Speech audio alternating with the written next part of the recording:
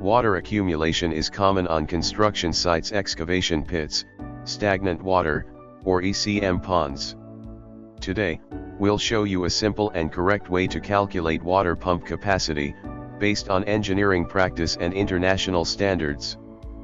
Step 1. Determine the volume of water. Let's do this example. Assumed size of ECM pond. ECM length is 20 meter, width is 10 meter and water depth is 1.5 meter. Calculate the volume by multiplying this length, width, and depth. Step 2. Decide pumping time. We need to remove 300 cubic meters of water. Next, decide how fast the water must be removed based on project requirements and site conditions.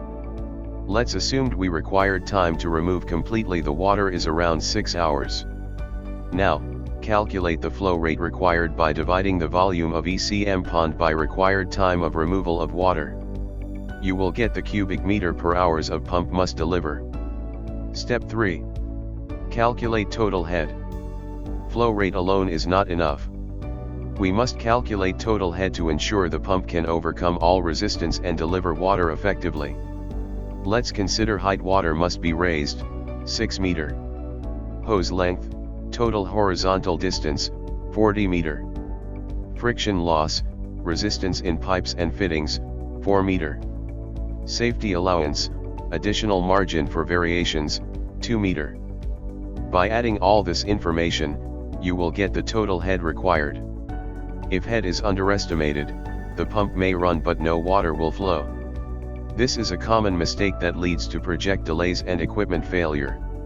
On site, friction loss is often simplified as 1 to 2 meter per 30 to 50 meter hose, depending on hose size. Step 4.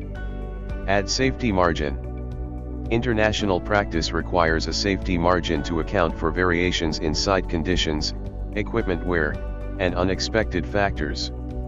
Apply 25% margin from your base flow rate, and then you will get the required pump size. Pump selection criteria. Minimum capacity. Greater than or equal to 65 cubic meter per hour to handle calculated flow with safety margin. Minimum head.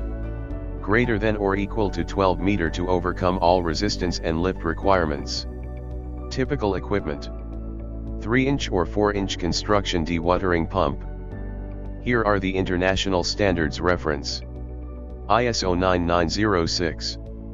Pump performance and flow verification standards. ISO 17769. Head and capacity definitions for pump applications.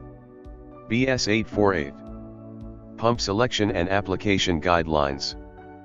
Following this systematic approach ensures accurate pump selection and prevents common calculation errors that lead to equipment failure or project delays. Correct calculation means safe excavation, dry work area, and no pump failure. By following this systematic approach based on international standards, you ensure reliable dewatering performance on every construction project.